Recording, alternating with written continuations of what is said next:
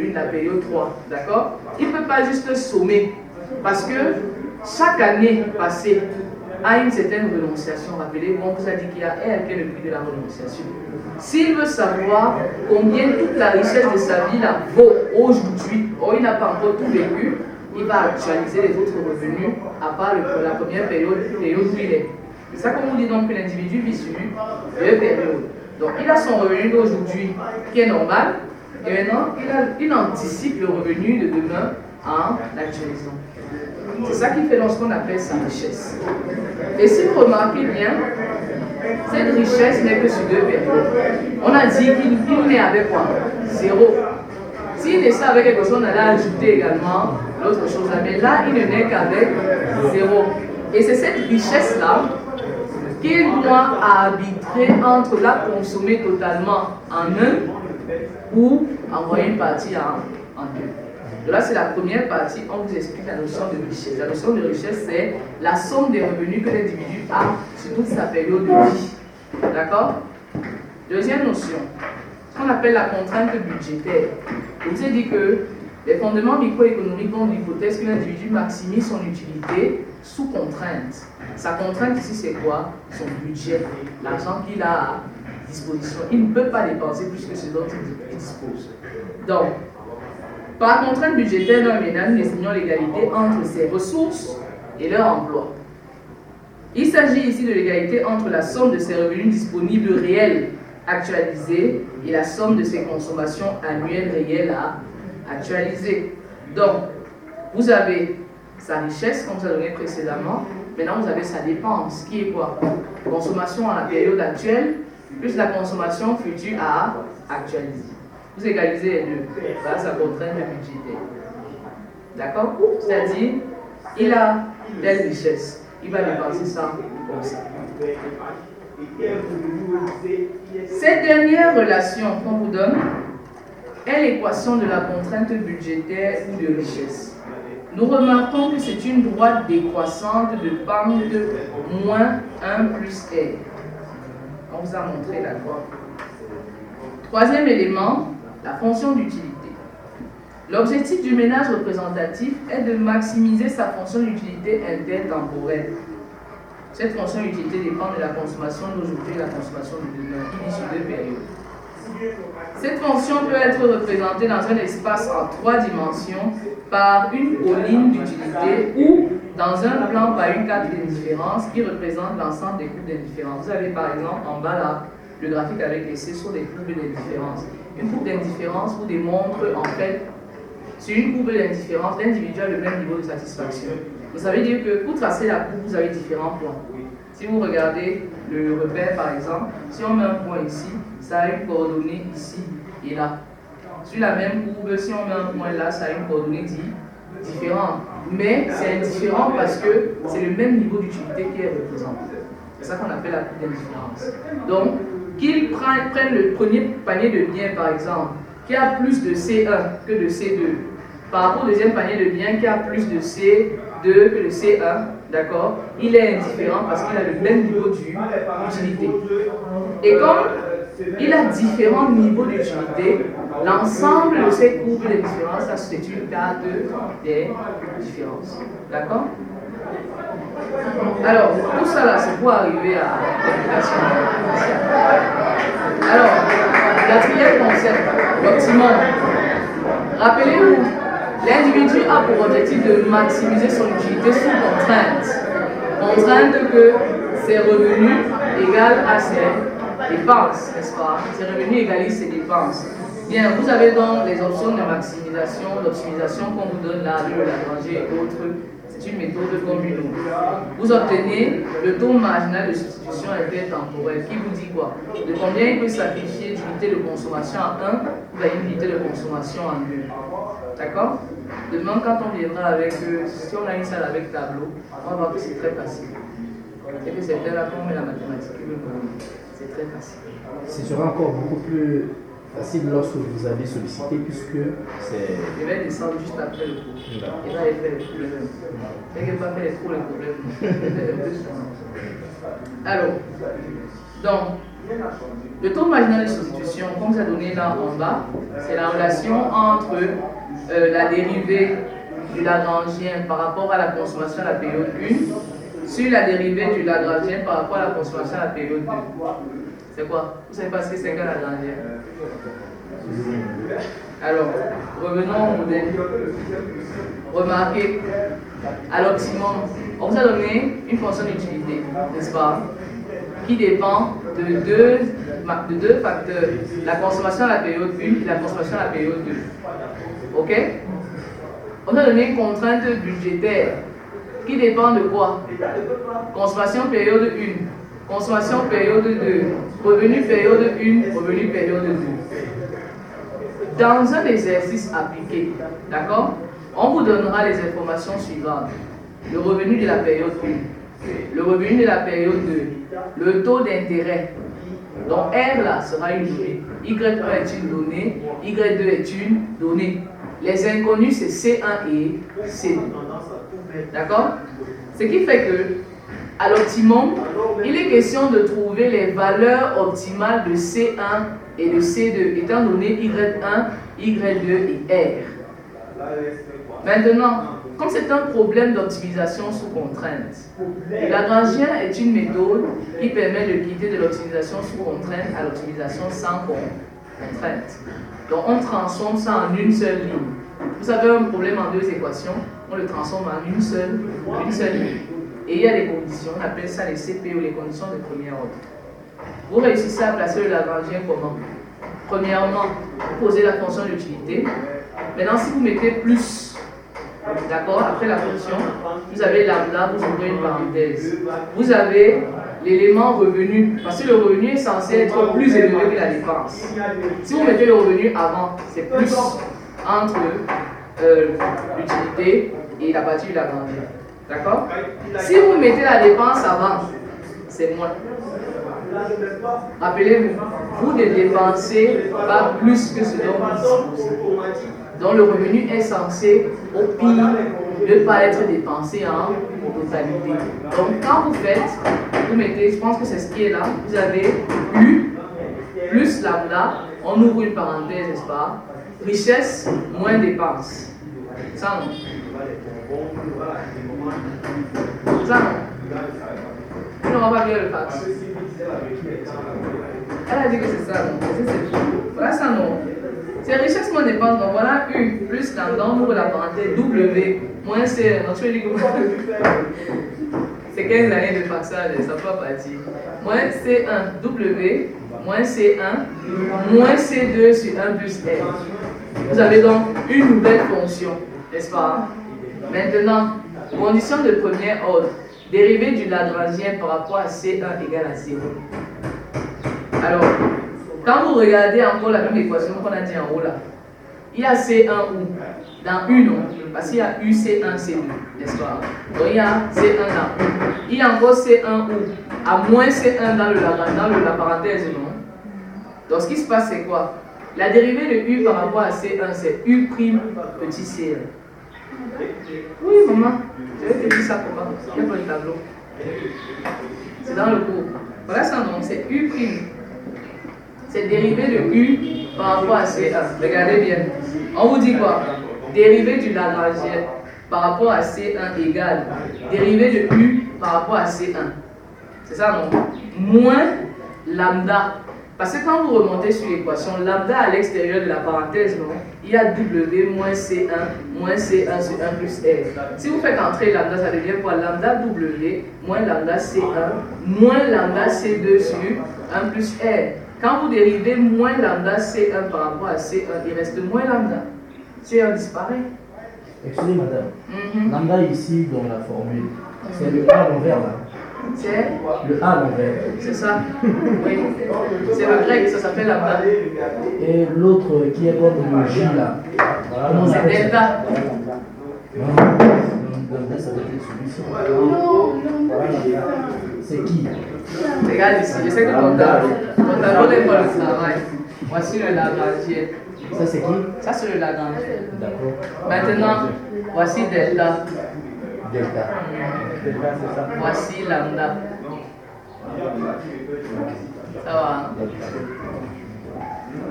Vous faites souvent que je vois ces littératures. Oui, maman. Comment vous voyez quoi ici là? On veut qu'on dé la vaisselle. Comment ça sortit? Là, normalement, ce sont des trucs à apprendre depuis le lycée. Là-bas, il y a les basiques. On aura au moins l'alphabet de mathématiques. Moi, comment? Tu as un téléphone Android, tu vas sur Google, tu tapes l'alphabet grec. Tu cherches, ça c'est L, parce qu'on le dit Lagrangien. Parfois on met L majuscule comme ça. L'arrangeur. Le Lagrangien. Lagrangien. Oui, c'est Lagrange. C'est la grand chien, le Lagrangien. Donc on met souvent soit grand L, soit ceci. Maintenant, quand on veut parler de dérivés, soit on fait ça, le delta ci, on vous met petit d, comme ça. D'accord? Mais quand c'est généralement, on utilise ceci. On met dérivé de U par exemple par rapport à C1. Maintenant, ici, lambda, c'est en fait le facteur qu'on inclut lorsqu'on veut faire le Lagrangien. L'histoire est de faire quoi? Une optimisation sous contrainte est souvent ici. Donc le Lagrangien te permet de transformer l'optimisation sous contrainte en optimisation sans contrainte. Donc quand vous avez la ligne qu'on vous a donnée là, où on fait passer la contrainte en haut sur la même ligne. Maintenant pour résoudre, vous vous rendez compte que vous avez une équation avec plusieurs paramètres. C'est difficile à résoudre également. Ce qu'on fait donc, on fait les conditions de premier ordre, c'est-à-dire on est en maximisation. La dérivée de la ligne que vous obtenez par rapport à l'inconnu 1, qui est C1, je sais qu'on a deux inconnus ici. Par rapport à l'inconnu 1 égale à 0, par rapport à l'inconnu 2 égale à 0. Parce que quand on fait inconnu 1, on a une nouvelle équation. D'accord? Généralement, si U s'écrit en fonction de C1, C2, ça veut dire que quand on va dériver U par rapport à C1, C2 va rester. Généralement, la forme fonctionnelle est multiplicative. Donc C2 va rester. Vous aurez C2 en fonction de lambda. En côté, vous aurez C1 en fonction de lambda. Maintenant, vous allez fixer l'un et tirer l'autre et obtenir. Il faut que je cherche un exercice. Ces exercices ce soir. Oui, le de mon travail, non. N'oubliez pas. Oui. C'est l'objectif. Normalement, il devrait en avoir. Ça va aller. Ouais. Demain, il faut manger avant d'arriver en fait. Il faut rester même 8 minutes. On va arrêter comme ça.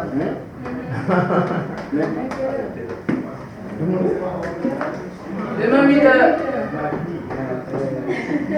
De 8h à 13h, 11h, selon 14h, selon la pause. On fait 8h, 11h, ensuite, au lieu que je revienne à 13h, on continue. Et je rentre, je vous libère. On sera ici jusqu'à 19h. Moi, je meurs. Je vous prends. À 19h. Madame m'a dit qu'elle va rattraper les jours qu'elle Moi, je rattrape les jours, je n'ai pas pu être là. C'est pas de ma faute. Et si c'était le week-end, madame? Voilà, on va d'abord. On va d'abord midi là. Les fonctionnaires ne peuvent pas travailler le week-end. Ouais. Mais les week-ends, vous voulez quoi? Même si on prend les week-ends, on ne peut pas faire 6 heures. Un jour n'a que 24 heures. Alors que si on se prend, on est censé faire 21 heures de cours, je pense. On a 3 heures aujourd'hui, on prend 6 heures demain, 6 heures après demain, 6 heures vendredi, ça fait 21 heures. Excusez madame. Je vous excuse. Selon comment vous nous expliquez, donc, ça veut dire que le vendredi, normalement, on n'a pas cours. Je ne sais pas. Je sais que vendredi, on prend à 8 heures. Je vais aider à la nuit. Vous avez un cours programmé vendredi? On n'a pas encore affiché. C'est pour ça que c'est le moment de battre le fait. C'est quoi, vous êtes déjà fatigué de me voir? Alors que je viens à faire de prendre les élèves. Ne vous asseyez pas là, madame a dit. Pardon, demain, quand on vient là, soit vous êtes comme ça, soit vous êtes comme ça. Parce que quand je sais, tu m'aimes bien dit. Comme ça, c'est plus facile. On discute. Quand je vais parler avec ceux-ci, si les dames sont ici, elles vont dire que je ne regarde pas les dames. Donc, je ne sais pas si on sera ici demain, mais il nous faut impérativement un tableau. Faire de l'économie sans tableau, ce n'est pas l'économie. Il nous faut un tableau, il nous faudra également un marqueur pour tableau blanc. Ça, c'est le marqueur de... Donc, délégué, viens un peu qu'elle était ici. Viens arrêter la tête ici.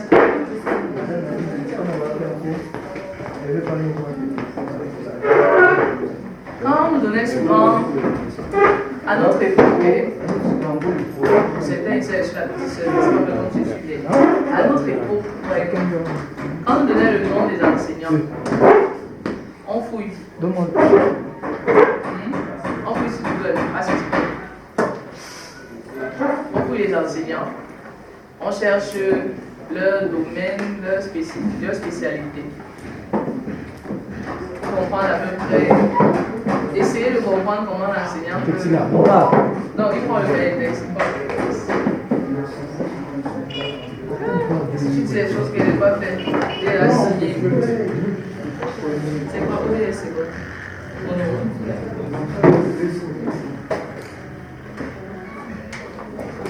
Ok. Donc, combien d'entre vous connaissent le PTCI? Programme de 3e cycle interuniversitaire. Pourtant, j'ai des Congolais, j'ai des collègues congolais, des Ivoiriens, des Béninois, des Togolais, des Burkinabés. Vous ne connaissez pas le PTCI. Vous ne connaissez pas le CREA. Et il y a ainsi. Vous vivez où? Non, pas tous. Vous êtes dans la bulle? C'est des parlementaires. Demain, vous allez être des grands types là-bas. C'est vous qui nous donnez les bourses. Pourquoi nous payons nous là? Vous ne nous connaissez pas. Mince. Il faut que j'essaie de vous charmer. Demain, quand on devient diplomate, on doit augmenter les allocations et prendre plus d'économistes là-bas. Vous voyez comment, mesdames? C'est ici, non? On commence maintenant. C'est que si nous sommes bien, madame aussi est bien. Ça va dire. Et vous bossez. Vous ne savez pas bien faire. Les renseigner, ce sont également de bons programmes. C'est vrai que c'est plus en économie. Je peux te préciser que ce sont des bons programmes. Et vous devez nous financer plus tard. Donc, battez-vous avec progrès. Ça va bien se passer. Non, on a fini. Le cours a été envoyé. J'ai dit que c'est un document que je valide parce qu'il est limpide. Ce n'est pas un cours qui est monté par moi. C'est un cours que j'ai lu et j'ai appris à travailler avec. Donc vous l'avez. On a fait le chapitre 1 sur l'hypothèse du revenu courant de Keynes. Chapitre 1 sur le comportement de consommation. Demain, on a commencé avec cycle, c'est quoi, cycle intertemporel de Fischer. Donc, le devoir qui porte sur aujourd'hui, on va discuter, vous devez venir avec le résumé de l'hypothèse du revenu courant de Keynes, notamment présenter le modèle, donner ses implications et ses limites. C'est dans le cours là, pour résumer seulement. Venez ici, on discute. Comme il y aura le tableau, j'espère, on va retravailler cette histoire de Lagrangien qui vous traumatise sur l'hypothèse de là. C'est pas dur. Et on va continuer. Pour le moment, on a 6 chapitres, mais je ne suis pas sûr qu'on va les faire. L'idéal serait juste que vous ayez le support. Si on ne les fait pas, je ne dérogerai pas dessus. Ça au moins c'est clair. Mais ça ne veut pas dire que vous saurez comment je vais les déroger. Bien, merci de m'avoir reçu au retardataire. J'espère que c'est la dernière fois. Aujourd'hui, c'est de ma faute, non? Demain, 8h, vous êtes au courant. On n'entre plus après une heure. Diplomate ou pas. Merci. Le nom complet de madame, c'est quoi? Parce que là, c'est Inès Pérold. Je ne sais même pas si je viens les cartes de visite à soi. Si j'ai le nom délégué demain, c'est les œufs. Il y a les œufs au Gabon. Je ne sais pas s'il y a les œufs au Congo. C'est les œufs avec H. Inès. Votre nom là, c'est compliqué. C'est Pérold. La personne qui tente de regarder mon prénom, si elle lui porte le nom.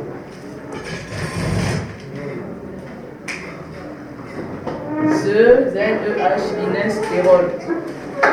Maintenant, pour respecter mon beaucoup d'années, vous mettez docteur devant. Il est trop souffert.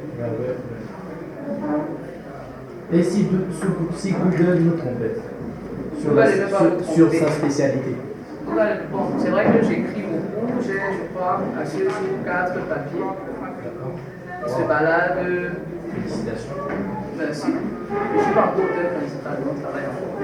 J'apprends encore. Bon, je travaille en microéconomie de développement. J'ai un papier en question de décentralisation, je pense. Gestion des dépenses publiques, vous allez voir, c'est corruption et dépenses publiques, un truc comme ça. J'ai un papier également sur l'entrepreneuriat, c'est un peu plus macro. Mais mon domaine, les deux derniers papiers, c'est en macro. D'accord? C'est avec le professeur Aruna. Donc, vous tapez mon nom, vous pouvez aller sur Google Scholar, vous tapez mon nom, vous aurez les papiers. C'est en anglais. Après, là, c'est sur le même but. Après, là, c'est sur le même but. Après? Là, ce serait lui. Non, professeur Aruna n'est pas ici en France. C'est pas le même? Non, celui qui m'a donné c'est un juriste. Professeur Aruna, c'est un juriste. Je sais pas comment vous écrire avec quelle force. Leur thèse seulement, c'est 600-400 pages. Bien, ok. À demain. On a eu des soucis. Merci.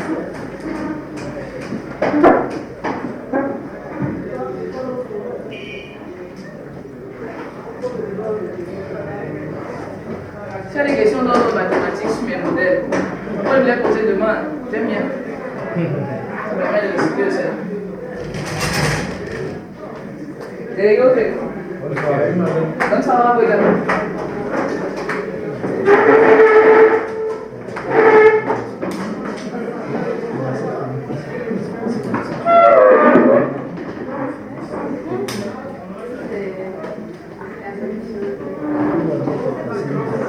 Délégué, après ton gars, il va rester ça. Vous comprenez la peine qu'on peut les enregistrer? J'ai écrit.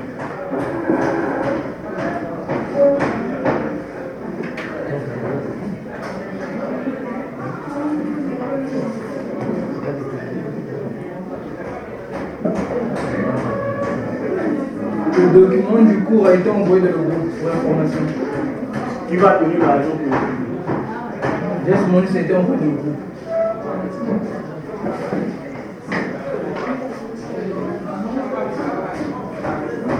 Tu y es aussi la caméra là.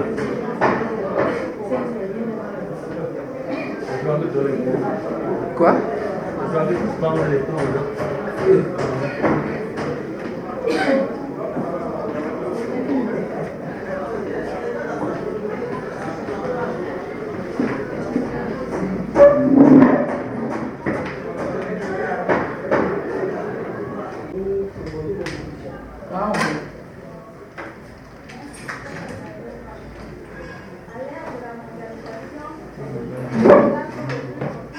C'est bon, c'est ouvert.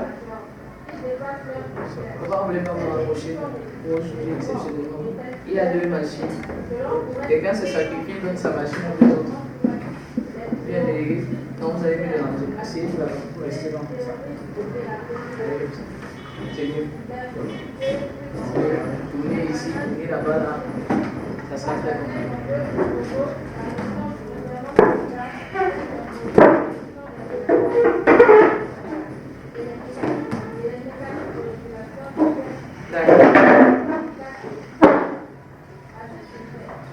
Donc, comme vous le voyez dans le qui vous a été donné, nous avons 7, je crois que c'est 6 chapitres programmés.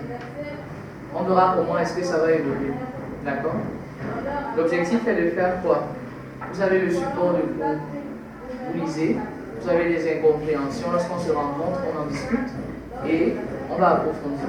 D'accord? Donc, comme vous le voyez, le support, il n'est pas de moi, mais je suis d'accord avec ce qu'il raconte. Il est suffisamment limpide. Ok?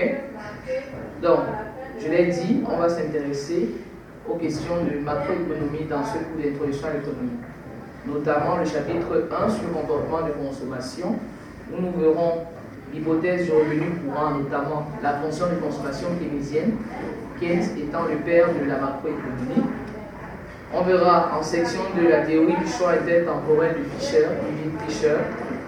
En 3, l'hypothèse du cycle de vie de Modigliani. En section 4, nous terminerons avec l'hypothèse de revenu permanent de Friedman. Ce sont les 4 théories de consommation qu'on va voir. Donc, chacun d'entre eux explique la consommation de manière un peu différente. D'accord? En chapitre 2, nous allons voir le comportement d'investissement, notamment en section 1, la théorie keynésienne de la demande d'investissement et le modèle néoclassique de l'investissement. En chapitre 3, nous verrons l'interaction sur le marché de la monnaie, notamment la détermination de l'équilibre. On verra l'offre et la demande de monnaie et on verra l'équilibre sur le marché de la monnaie. En 4, l'équilibre sur le marché du travail. Approche classique du marché du travail, approche keynésienne du marché du travail. En 5, donc, ça entre dans la deuxième partie qui sont les modèles macroéconomiques et les politiques économiques, ce qui vous intéresse. D'accord? Vous êtes appelés à être des décideurs demain. Donc on verra modèle de plein emploi, c'est-à-dire le modèle classique, on va confronter au modèle de sous-emploi qui est le modèle keynésien. Et c'est tout. D'accord? Donc aujourd'hui, on peut skipper l'introduction générale et on passe au chapitre 1. Si entre-temps vous avez des remarques sur la manière dont vous souhaiteriez que le cours soit administré, je vous laisse. Ok? Bien. On vous dit donc que si on commence le cours de macroéconomie par l'analyse du consommateur, n'est-ce pas? C'est parce que celle-ci revêt une importance capitale en analyse économique en général et en macroéconomie en particulier. La consommation est un acte fondateur de l'activité économique, dans le sens où c'est elle qui permet de satisfaire nos besoins. Oui, d'accord. Ok? Et que ces derniers sont à l'origine même de l'activité économique. Ce sont les besoins qui transforment l'être humain passif en agent économique. C'est parce qu'il y a des besoins sur le marché qu'on a des individus qui proposent de satisfaire ces besoins en produisant des biens et des services. Et c'est ce qui, en macroéconomie, justifie l'activité économique. La macroéconomie, qui est la science dont le père est Keynes, dit quoi? Que l'économie se relance par la demande. Ok? Qui dit demande, dit manifestation de besoin. C'est le consommateur qui demande un produit. Ça veut dire qu'il est conscient d'un besoin et il manifeste ce besoin. Le producteur, lui, réagit en satisfaisant ce besoin. C'est ce que cette partie-ci est en train de nous dire. Alors, par ailleurs, la consommation est en général la composante principale de la demande globale et à ce titre, est au cœur du débat sur l'efficacité des politiques macroéconomiques de relance. Et c'est pourquoi son étude est un préalable à toute modélisation des politiques économiques. Ceci étant dit, la consommation est définie comme un acte de destruction d'un bien ou d'un service. Cette consommation peut être finale ou intermédiaire. La consommation finale dit quoi? C'est le fait de détruire un bien pour la satisfaction du besoin d'un individu. C'est-à-dire, vous allez sur le marché, vous achetez, je vais dire, du plantain, pour le cuisiner, vous le consommez, disparaît du circuit de production. Ça, c'est de la consommation finale. D'accord? Pour la consommation intermédiaire, vous achetez du plantain pour en faire du chips et revendre. Ok? C'est intermédiaire parce que le bien premier sert d'intrant pour un autre produit final qui est destiné à la vente. Donc c'est la différence entre les deux types de consommation qui existent. La consommation finale et la consommation intermédiaire. On vous dit donc, la consommation intermédiaire se rapporte à un bien ou un service qui n'a pas encore achevé son itinéraire dans le processus productif et qui est appelé à être transformé en un autre bien. Comme on l'a dit tout à l'heure, le plantain pour les chips. Elle correspond à une destruction créatrice. Mais la consommation finale est un acte de simple destruction destiné à satisfaire un besoin humain. Cette consommation peut être publique ou privée. Mais dans ce chapitre, par exemple, nous nous intéresserons exclusivement à la consommation privée des ménages. La consommation publique est celle des administrations publiques. On a, généralement dans le classement des agents économiques, on a les administrations publiques et entreprises parapubliques, on a les organisations à but non lucratif, on a les entreprises privées dont l'objectif c'est de faire un profit, n'est-ce pas? On a les ménages. Donc dans le cas de ce cours-ci, dans l'étude du comportement de la consommation, on va s'intéresser à la consommation privée des ménages. Ça reste cadré et spécifique. Bien. Tout de même, on peut vous définir la consommation publique qui est celle considérée comme exogène et qui est intégrée dans les dépenses publiques. La consommation publique, généralement, on ne sait pas la définir. L'État décide de son comportement de dépenses. C'est de la consommation publique. Et il dit comment est-ce qu'il va employer ces ressources-là. Que ce soit, par exemple, éclairage public dans la zone de soie. Il va vous donner le budget qui est défini, n'est-ce pas? C'est de la consommation publique. On n'a pas réellement besoin d'étudier ce comportement-là. Bien. On vous dit que l'objectif ici est de passer en revue les analyses de consommation globale des ménages en vue de déterminer les variables explicatives de cette évolution, c'est-à-dire de dégager ces déterminants. Le déterminant premier qui a été avancé par les économistes est le revenu. Mais ce concept peut recouvrir diverses réalités, c'est-à-dire le revenu courant, le revenu relatif ou le revenu permanent.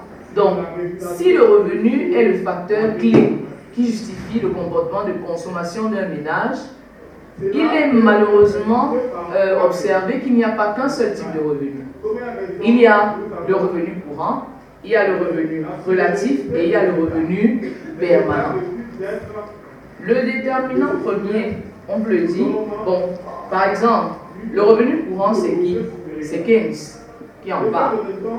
Il vous dit qu'il retient la notion de revenu courant. Maintenant, des auteurs comme Jason Berry, Brown, eux, vous donnent d'autres explications du revenu.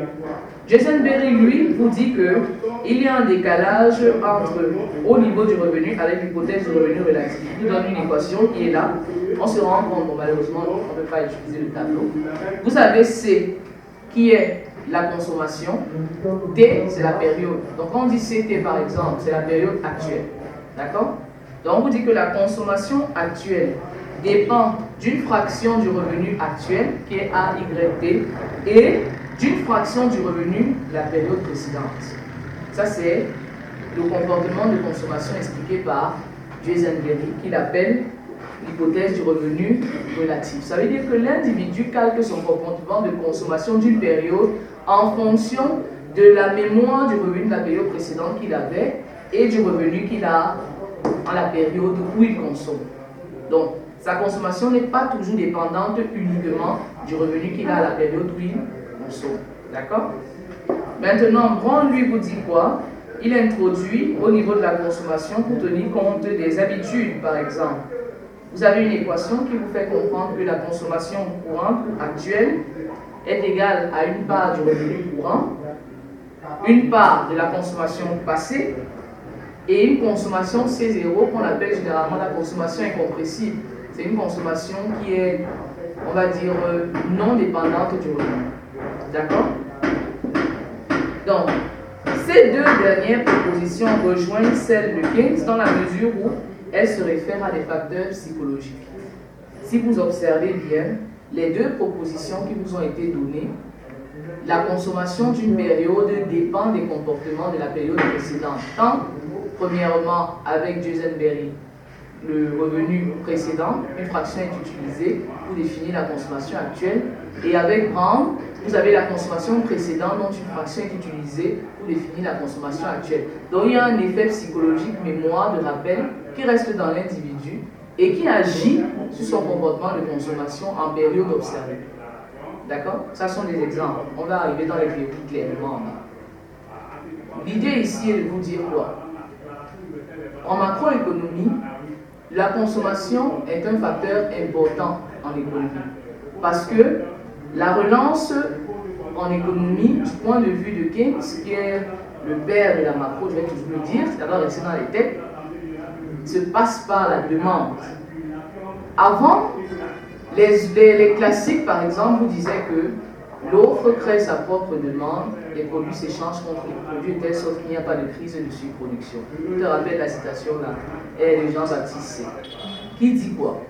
Ça vous dit que c'est le producteur qui a le pouvoir. D'accord? Ça, c'est les classiques. C'est le producteur qui a le pouvoir. Dès qu'il produit un bien, il y aura forcément des gens qui vont l'acheter. C'est ce qu'il vous dit. Or, en acceptant cette idée-là, il y a eu des problèmes et Keynes est venu avec une autre solution.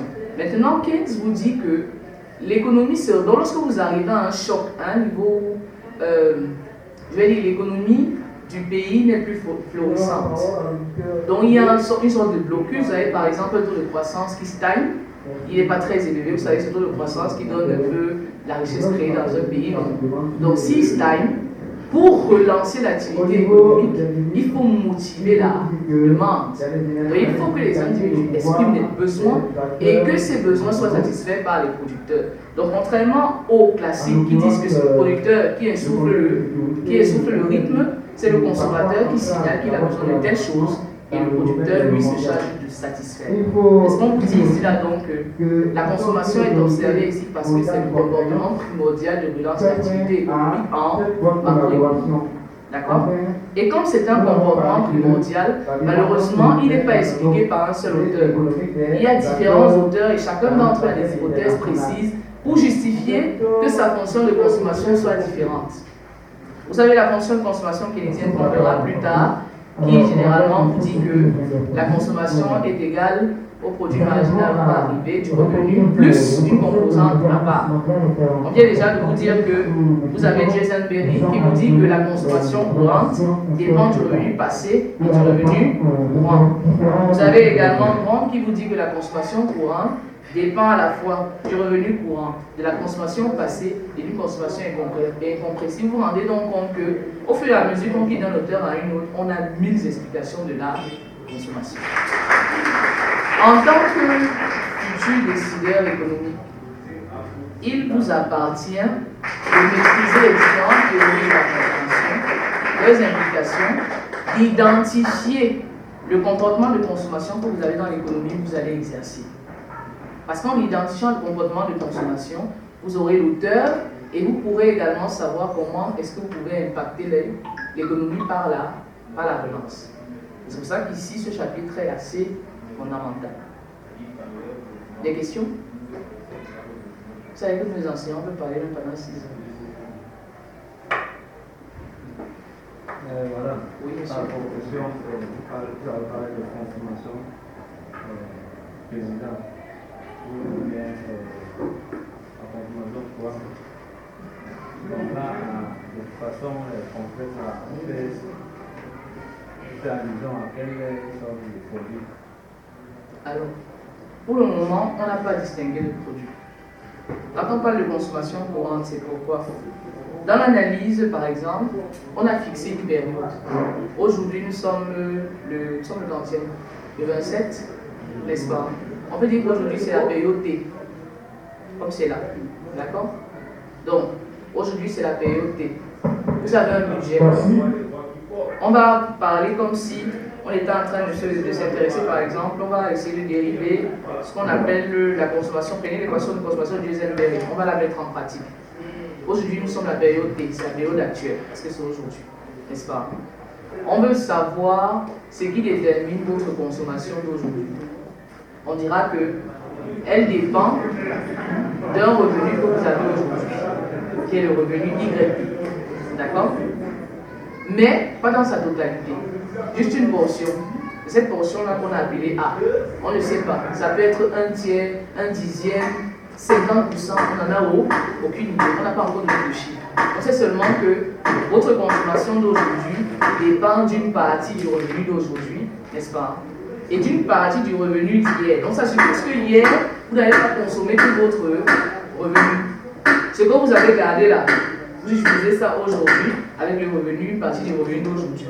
Donc vous verrez que, en ayant déjà cette idée-là en tête, si on veut connaître la consommation de demain, on dira que la part que vous n'avez pas utilisée de revenu d'aujourd'hui, vous allez l'utiliser et une partie et ainsi de suite. D'accord? Maintenant, on n'a pas le lien pour le moment. Parce que en macro, vous pouvez faire face, vous avez vu en bas, en décrivant les chapitres, on vous parlait du marché de la monnaie, du marché du travail, d'accord? Vous pouvez consommer le bien travail. Vous savez quand même que le travail est comme un bien. Dites pas oui, il y en a qui ça, et c'est normal. D'accord? Vous pouvez consommer de la monnaie également. Ok? Donc on ne s'attarde pas sur le type de bien qui est consommé, on s'attarde sur le comportement de consommation dans son ensemble. Rappelez-vous qu'ici, en macro, la consommation est un agrégat. Donc ça veut dire que ça peut être la consommation du Cameroun, ça peut être la consommation de la CEMAC, ça peut être la consommation de l'Afrique. Ce n'est pas la consommation des étudiants du Citadel. Est-ce qu'on voit un peu? Donc on ne s'attarde pas sur le bien qui est consommé, on s'attarde sur le comportement de consommation en général. Ça a répondu un peu à la question. Ça va? On avance. Monsieur est ok. Bienvenue, chef. C'est que vous êtes patron ici, là. Donc, alors, on vous dit donc que les deux propositions de consommation, c'est-à-dire Jason-Berry et Brown, sont proches de celles de Keynes, dans la mesure où elles se réfèrent à des facteurs psychologiques. Vous savez dire qu'on peut anticiper le comportement de consommation. À l'opposé de la théorie keynésienne, nous trouvons la théorie du choix intertemporel qui est proposée par Irving Fisher, qui prend en compte le long terme et dans l'évolution et de l'évolution de la richesse.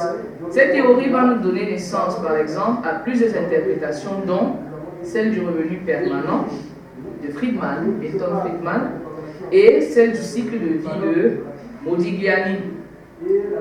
Dans ce chapitre, donc, nous allons nous limiter aux investigations des propositions de Keynes, Fisher, Modigliani et Friedman. C'est tout ce qu'on va faire. On ne va pas aller plus loin. Alors, section 1, le revenu courant selon Keynes. D'accord? Les fondements et caractéristiques de l'hypothèse du revenu courant.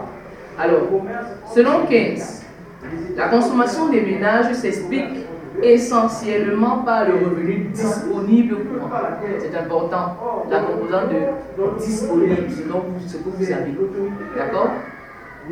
C'est-à-dire le revenu national brut net d'impôts et des charges sociales. Donc, chez Keynes, le revenu disponible, c'est quoi? C'est le revenu de la nation dont on a soustrait les taxes et charges. C'est ça qu'on appelle le revenu disponible. Vous voyez donc à ce niveau-ci, on parle de pays, c'est national, ce n'est pas un individu. C'est considéré également comme les charges fiscales et parafiscales. Le point de départ de la théorie keynésienne est une loi psychologique fondamentale, la loi psychologique fondamentale de Keynes, qui dit quoi? La loi psychologique fondamentale sur laquelle nous pouvons nous appuyer en toute sécurité, à la fois a priori, en raison de notre connaissance de la nature humaine, et a posteriori, en raison des renseignements détaillés de l'expérience, c'est, en moyenne, et la plupart du temps, les hommes tendent à accroître leur consommation à mesure que le revenu croît, mais non d'une quantité aussi grande que l'accroissement du revenu.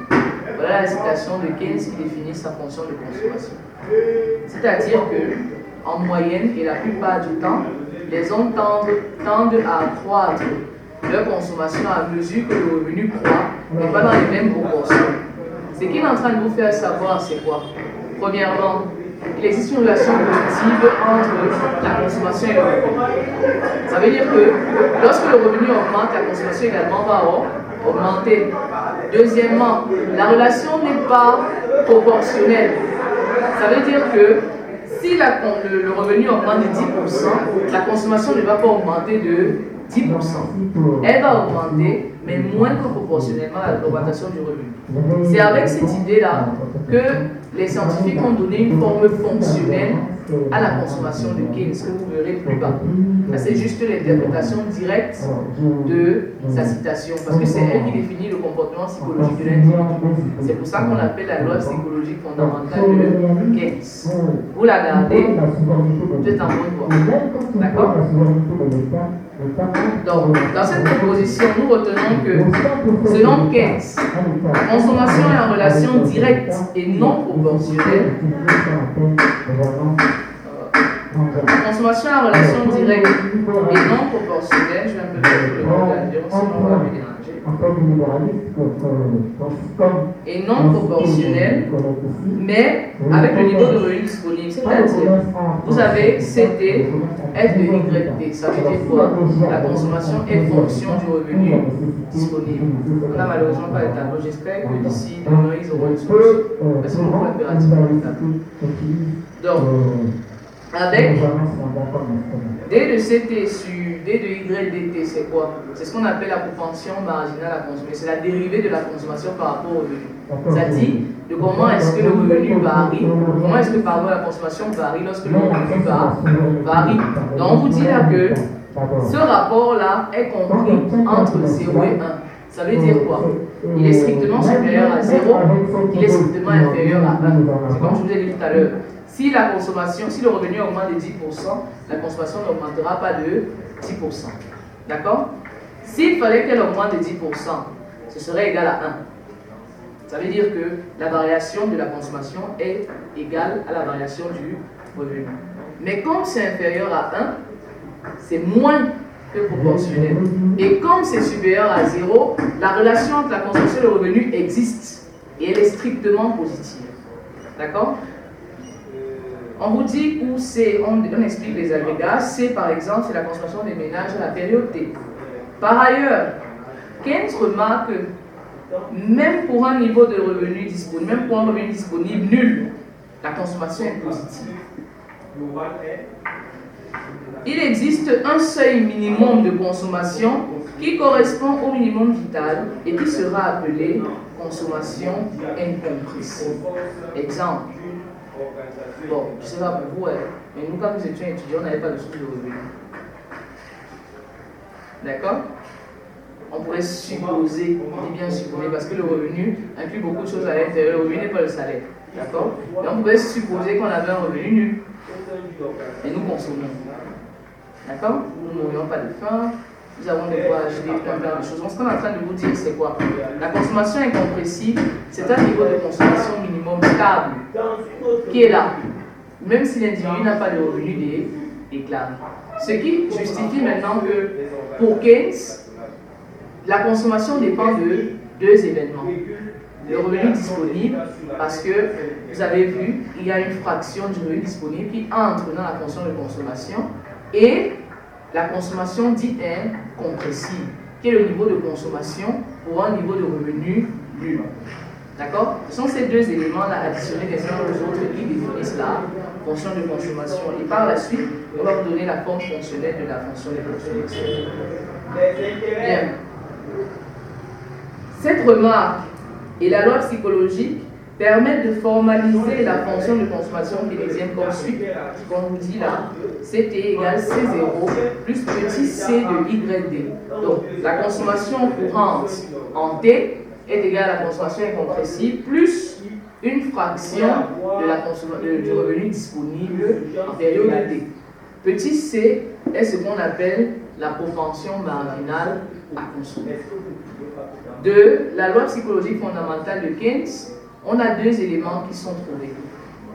La propension marginale à consommer, qui est la dérivée de la consommation par rapport au revenu, et la propension moyenne à consommer, qui est le rapport entre la consommation et le revenu disponible. D'accord? Voilà les deux agrégats qui sont ressortis avec l'hypothèse du revenu de Keynes. De cette relation, nous pouvons tirer un certain nombre de caractéristiques. La consommation des ménages comporte deux composantes, je viens de vous le dire. Une composante autonome C0 et une composante induite petit c YD. La propension marginale à consommer, qui mesure la variation de la consommation des ménages conséquente à la variation du revenu disponible d'une unité. Donc ça veut dire c'est le ratio entre variation de la consommation sur la variation du revenu disponible. D'accord? Elle est constante et elle est comprise entre 0 et 1. Vous l'avez vu plus haut. La propension moyenne à consommer, qui mesure la consommation des ménages par unité de revenu disponible, elle est décroissante et supérieure à la propension marginale à consommer. Décroissante pourquoi? Rappelez-vous, la consommation varie lorsque le revenu varie. Mais la variation du revenu est plus forte que celle de la consommation. Et ça veut dire que lorsque vous faites le ratio, lorsque le revenu va augmenter, la différence va un peu chuter. Donc la relation est positive, mais elle est décroissante. À partir de cette fonction de consommation, nous pouvons déduire celle de l'épargne. L'épargne est la part non consommée du revenu. En d'autres termes, comment est-ce qu'on obtient l'épargne? Mais ça arrive, on pose aussi des questions. Pour être sûr que vous ne dormez pas les yeux ouverts. Il faut le retirer dès lors que tu as le revenu. Super. Donc, pour avoir l'épargne, c'est revenu moins consommation. D'accord? Puisque c'est la part non consommée. On vous dit donc que vous avez la forme fonctionnelle de la consommation. D'accord? Qui est égale à la consommation incompressible et plus petit a du revenu disponible. Maintenant, pour avoir l'épargne, vous allez justement faire le revenu moins cette consommation-là. Notamment, c'est quoi? Ça vous donne quoi? Lorsque vous faites YDD moins petit a YDD, ça donne quoi? Moins C0. Ça vous donne que l'épargne est égale à moins C0 plus 1 moins A facteur de YDT. Plus c'est YDT moins A YDT, on met YDT en facteur, c'est 1 moins A. D'accord? Donc, quand vous avez la nouvelle forme fonctionnelle de l'épargne, vous pouvez également avoir la proportion marginale à épargner et la proportion moyenne à épargner avec les mêmes formules qu'on ne peut pas parce qu'on peut le faire. Les exercices, ne vous inquiétez pas. Là, vous allez les essayer de corriger à l'intérieur. Mais ce n'est pas là où les amis vont atterrir. Puis non, c'est l'exercice dans l'élimination. Vous voyez quoi? Il a bien passé. Bien. On vous dit donc, de la relation que je viens de vous donner, vous pouvez tirer un certain nombre de caractéristiques également. Puis l'épargne apparaît comme un résidu. Donc, l'épargne n'est pas un facteur déterminant, il est tout simplement le reste de ce qu'on n'a pas consommé. D'accord? Il est un résidu. La propension marginale à épargner, qui mesure la variation de l'épargne des ménages conséquente à la variation du revenu disponible, l'unité est constante, comprise entre 0 et 1 également.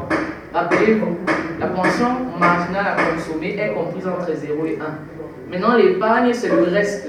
Vous savez que quand vous allez prendre 1, moi la propension marginale à consommer, ce que vous obtenez, c'est la propension marginale à épargner. D'accord? Ce qui fait que, j'anticipe, propension marginale à consommer plus propension marginale à épargner égale 1. Propension moyenne à consommer plus propension moyenne à épargner égale 1. D'accord? La propension moyenne à épargner, qui mesure l'épargne des ménages par unité de revenu disponible, est croissante et inférieure à la propension marginale à épargner. Ça, c'est chez Keynes. Alors, la propension marginale moyenne à épargner, croît de moins l'infini à S, petit s. C'est-à-dire que pour des revenus disponibles très élevés, la propension moyenne à épargner tend vers la propension marginale à épargner. Donc plus les revenus sont très élevés, plus les deux agrégats tendent à être équivalents. La somme, c'est ce que je viens de le dire, la somme de propension marginale à consommer et à épargner est égale à 1. La somme des propensions moyennes à consommer et à épargner est égale à 1. Maintenant, vous avez une représentation graphique. Donc, on a un tableau orthonormé en abscisse, on a les fonctions et en ordonnée, on a les valeurs, notamment le revenu. Donc, en abscisse, on a le revenu, En ordonnée, on a la fonction de consommation, la fonction d'épargne. D'accord? Et qu'est-ce qu'on fait? Vous remarquerez que sur la fonction d'épargne, la première droite là, qui quitte de la valeur négative vers grand S, vous rendrez compte qu'on a une valeur négative qui est moins C0. Si vous vous rappelez, c'était ce que ça donnait, non? C'était moins C0 plus facteur de 1 moins A de YD. Ça veut dire que vous avez la... Quand c'est moins C0, c'est tout simplement que y égale à 0, S égale à moins C0. D'accord? Et ensuite, selon la valeur de YD. Ensuite, vous avez la fonction de consommation qui part de C0 où Y égale à 0 à sa ligne. Donc YD varie. Et enfin, vous avez la fonction de revenu. D'accord? Donc on a les trois fonctions, épargne, consommation et revenu. L'épargne peut être négative ou positive selon le niveau de revenu disponible. Il y a donc un niveau de revenu disponible pour lequel l'épargne est nulle. C'est ce qu'on appelle le seuil d'épargne. Le seuil d'épargne YDE est tel que CT égale YD. Ce qui suppose que C0 plus YD égale à YD et donc que YD facteur de 1 moins C égale à C0 et vous avez les factures que vous avez en bas. Donc pour avoir le seuil d'épargne, il suffit de fixer YD égale à CT sur 1 plus petit c. Remarquons qu'au seuil d'épargne, la propension moyenne à consommer est égale à 1 et la propension moyenne à épargner est nulle. Vous avez la représentation des propensions moyenne à consommer, moyenne à épargner, marginale à consommer et marginale à épargner. Vous remarquerez que les propensions marginales sont une droite parce qu'elles sont stables, constantes. D'accord? Tandis que les propensions moyennes, elles, décroissent au fur et à mesure que le revenu augmente. Ok? Remarque, les fonctions de consommation et d'épargne définies ci-dessus suggèrent que la somme des propensions marginales à consommer et à épargner est égale à 1, mais ne permettent pas de savoir laquelle est supérieure à l'autre. Toutefois, dans une économie viable, la propension marginale à consommer est nécessairement supérieure à la propension marginale à épargner. Le revenu est destiné essentiellement à la consommation et non à l'épargne. Ça revient vous dire ce qu'on vous disait au départ. C'est la consommation qui est un facteur déterminant de l'économie. L'acte que l'individu pose, c'est de consommer et non d'épargner. C'est pour ça qu'on vous dit que la consommation, l'épargne est un résidu. Parce qu'il consomme d'abord et ce qu'il n'a pas pu consommer, il épargne. D'accord? Vous avez donc le tableau qui vous permet de calculer les différents habitats. Donc, vous avez un tableau où on vous a donné le revenu disponible, propension moyenne à consommer, la consommation également, la propension moyenne à épargner, l'épargne, la propension marginale à consommer et à épargner. Donc on vous donne à peu près comment ça évolue. Vous remarquerez que lorsque le revenu est égal à 0, avec une consommation de 4, on a affaire à quel type de consommation? Comment est-ce qu'on appelle la consommation pour un revenu nul? Incompressible, non? Donc, premier tableau, là, les deux premières cellules. Pour Y est égal à 0, C est égal à 4. Ça veut dire que C là, c'est qui? C 0, n'est-ce pas? Regardez, Y est égal à 10, C est égal à 12, n'est-ce pas? Propension moyenne à consommer, c'est égal à combien? 1,2, parce que c'est C sur YD. Donc c'est 12 sur 10. D'accord? Qui vous donne 1,2. Propension marginale à consommer, c'est 0,8. Pourquoi? Parce qu'on fait 12 moins 4 divisé par 10 moins 0. 12 moins 4, C2, parce que si on compte les périodes, n'est-ce pas, on suppose que la première colonne c'est D égale à 1, temps 1, deuxième temps 2, temps 3, temps 4, et ainsi de suite. Donc, si vous remarquez, en temps 1, on a vu qu'on a que C0, d'accord? En temps 2, on a 12, à C2 c'est 12, à YD2 c'est 10. On fait quoi? J'ai dit que c'est la variation. Propension marginale à consommer, c'est quoi? Variation de la consommation sur la variation du revenu. Ça veut dire consommation période 2. Donc consommation période 1 divisé par revenu période 2 moins revenu période 2. D'accord? Ce qui fait 12 moins 4 divisé par 10 moins 0 est égal à 8 divisé par 10 qui vous donne 0,8. Pour mon écologie qui a une portée. C'est quoi? Le tableau l'explique pas ça. Ensuite, regardez la propension marginale à consommer là. En période 1, on a mis un trait. Parce que en période 1, on n'a pas les informations sur la période précédente. Or, quand on calcule, c'est une variation. Donc, si on n'a pas la période précédente, on ne peut pas calculer, on met juste un trait. Alors, l'épargne, eh bien, c'est tout simple. Première ligne, première colonne. Puisque la consommation est incompressible, parce que le revenu est nul, d'accord? L'épargne étant le revenu moins la consommation, le revenu étant nul, ça fait 0 moins 4. Ça vous donne moins 4. Maintenant, la propension moyenne à épargner. La première est comment? C'est l'infini, pourquoi? Parce que c'est 4 divisé par 0. C'est 0 positif, non? C'est infini plus infini. Maintenant, en bas là-bas, vous avez. Voilà quoi. Ça devient moins l'infini. D'accord? Et toujours, propension marginale à épargner, on ne peut pas calculer. Donc, c'est pour vous donner en fait, pour vous dire que si vous vous servez des relations que j'ai données mathématiquement en haut, vous remplissez ce tableau sans souci. Et si je veux, je peux même enlever certains éléments, vous devez normalement être capable de faire le tableau. Normalement, ce qu'on fait, on vous donne soit le revenu et la consommation, vous calculez tout le reste. Soit, parfois, on vous met une barre ici, on enlève là-bas, donc, parce que vous savez que le revenu, l'épargne par exemple est égal au revenu de la consommation, vous pouvez retrouver l'autre, d'accord? Donc c'est généralement comme ça que ça se passe dans les exercices. Donc, ce tableau vous permet juste de mettre en pratique les éléments qui vous ont été donnés plus tôt sur le comportement keynésien. Alors, à ce niveau, qu'est-ce qu'on retient de la fonction de consommation keynésienne?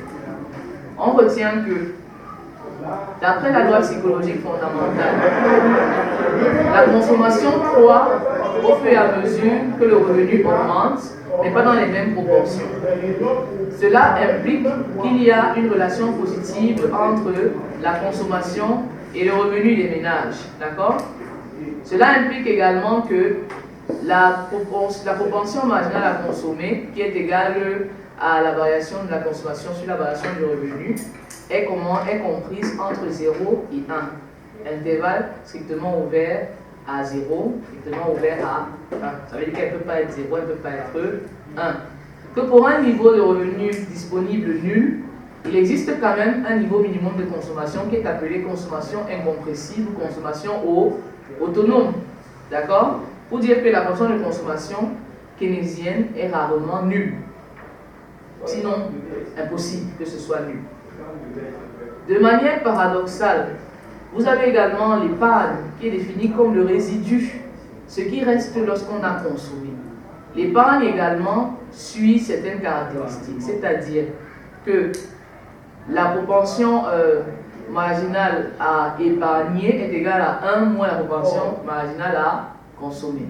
La propension moyenne à épargner est égale à 1 moins la propension moyenne à consommer. D'accord? Ce qui fait que chacune des deux grandeurs, propension marginale à consommer et propension marginale à épargner, leur somme fait propension moyenne à consommer, propension moyenne à épargner, leur somme fait 1.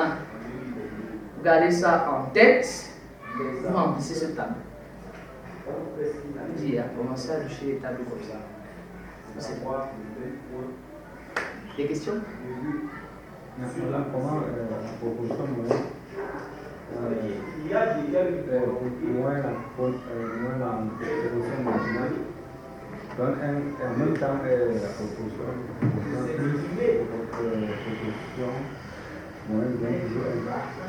la propension moyenne moins, on ne peut pas d'abord diviser soustraire la proportion marginale à la proportion moyenne. La proportion marginale évolue entre elles. La proportion marginale évolue entre elles. Donc, moyenne, proportion moyenne à épargner, plus proportion moyenne à consommer, égale 1. Proportion marginale à épargner, plus proportion marginale à consommer, égale 1. Pourquoi? Parce que c'est le même revenu qui sert à consommer et à épargner. sais pas comment.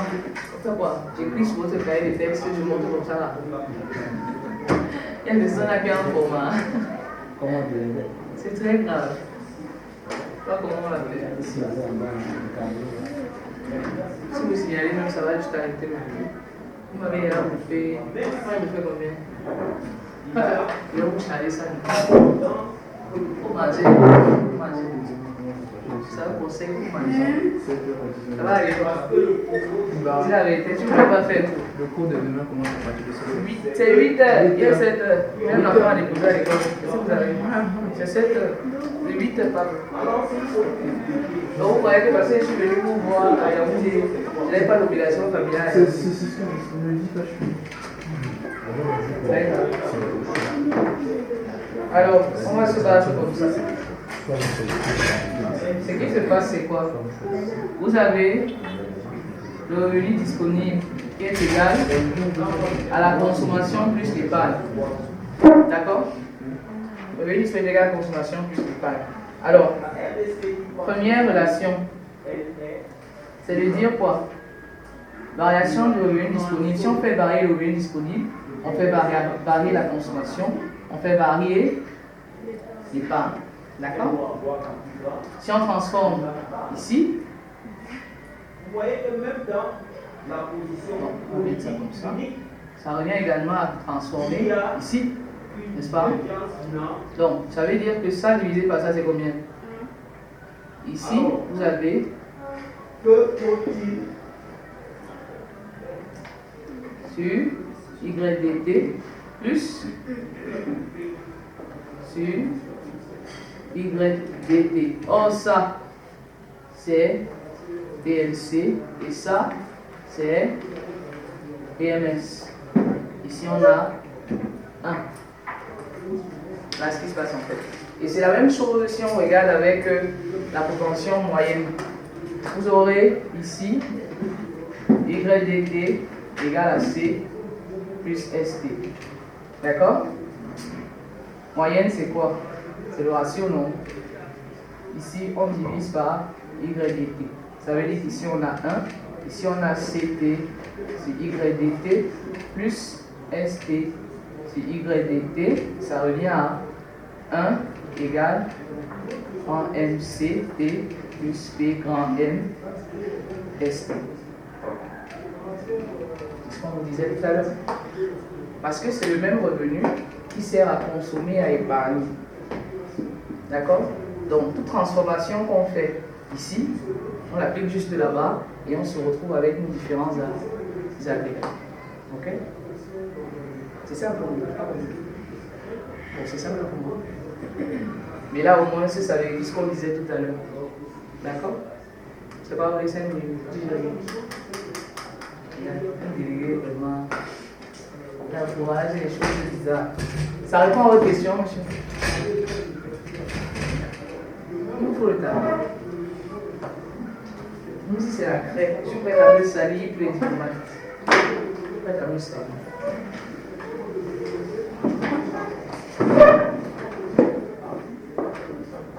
Donc, la deuxième partie concerne les limites. Donc, je vous laisse absorber un peu ça. Et on passe sur le modèle keynésien.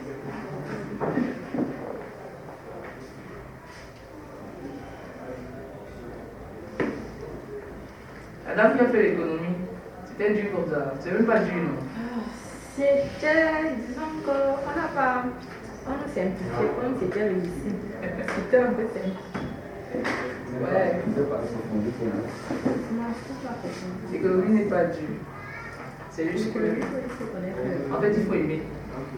C'est tout. Si vous aimez, bon, c'est vrai que de par votre choix de filière, vous n'êtes pas censé aller là-bas. Pour nous qui avons commencé et qui avons voulu continuer là-bas, c'est un champ, au fur et à mesure qu'on avance, ça s'ouvre comme ça. Vous vous rendez compte que vous apprenez qu'il y a l'économie du travail, qu'il y a l'économie de la santé, qu'il y a l'économie de l'éducation, on ne savait pas. Donc, on croyait que c'était la micro, la macro, c'est ce qu'on nous apprend au niveau 1. Et vous vous rendez compte qu'il y a également, tout ça là, entre en fait dans un groupe qu'on appelle l'économie de développement. Donc, au fur et à mesure, À un niveau, même notre enseignant disait qu'il y a une économie de la prostitution, il y a des gens qui ont écrit dessus. Donc si vous tapez sur Internet économie de la prostitution, vous donnez un livre. Vous avez le livre. Et oui. C'est un phénomène, il est économique parce qu'il a des enjeux, il crée de la richesse, il crée de l'emploi, il impacte la vie des individus. C'est vrai que généralement, ce sont des données qui sont développées dans les pays comme les États-Unis où la prostitution est un peu légalisée d'une certaine manière, n'est-ce pas?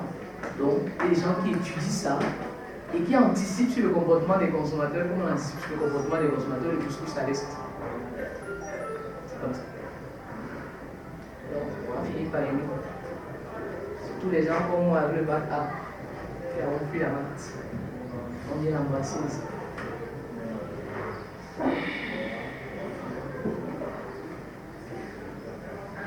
Je dirai à vos camarades que je suis là. Il faut leur écrire demain 8h, je suis là. Je vais m'excuser en faisant 6 heures de cours. Hein? 8 heures jusqu'à l'heure, ça c'est pas 16 heures, c'est 6 heures. Non? Vous savez que c'est 8 heures, quelle heure? 8 heures, 11 heures, ça fait 3 heures. J'ai pitié de vous. Et qui est sûr, on ne veut pas écrire pendant 3 heures, on va taper les commentaires comme maintenant, t'as vu pour ceux qui m'enregistrent. Donc, 8 heures, 11 heures, ensuite peut-être midi, 15 heures. Et on se dit bye bye. On fait ça jusqu'à vendredi. Vous êtes libre. Les autres que j'ai donné à l'administration vont disparaître. Les cours se finissent pas le jeudi. Moi, je vais vous dire. On va faire pour vendredi.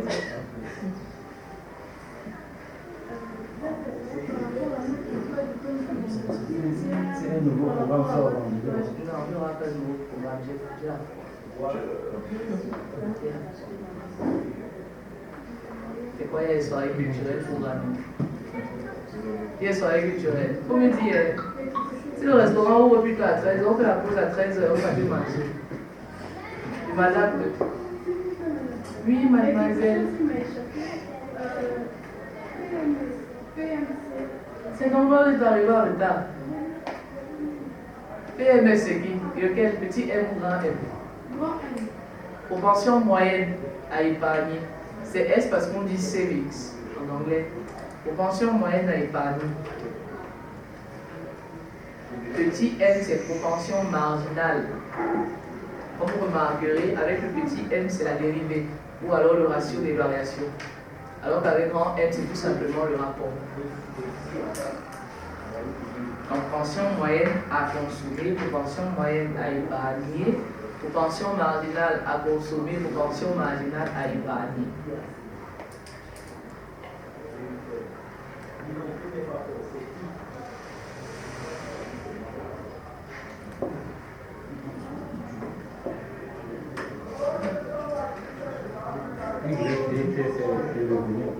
Oui, YD, c'est revenu disponible. Maintenant, T, c'est la période courante. C'est la période D. Donc, chez Keynes, on parle de YD, parce que c'est revenu disponible. Ailleurs, vous allez voir qu'on ne traite plus avec D, on parle de Y. Donc, c'est important chez Keynes de garder D. Parce que dans un énoncé, on peut vous donner Y. C'est ça, c'est keynésien. Ah, c'est keynésien, on a encore chez Keynes. On met encore chez Keynes pour le moment. Oui. Celui qui reste une fois qu'on a enlevé les impôts et taxes. Venez consommer, c'est. Oui, consommation, revenu disponible, épargne. Chez Keynes, on parle de revenu courant parce que c'est la période observée. Devant, on vous dit on a dit qu'on a revenu relatif, on a revenu permanent. D'accord? Mais chez Keynes, c'est l'hypothèse du revenu courant. Ça va aller. Ça va aller. Pourquoi le sang connaît l'air? Ça va aller. En gros.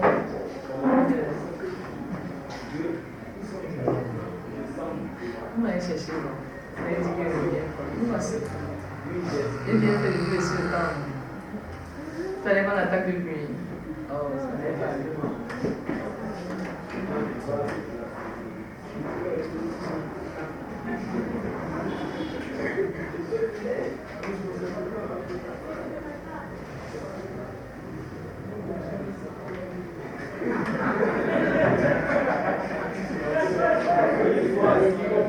Ce que je veux, c'est l'adresse mail de la banque.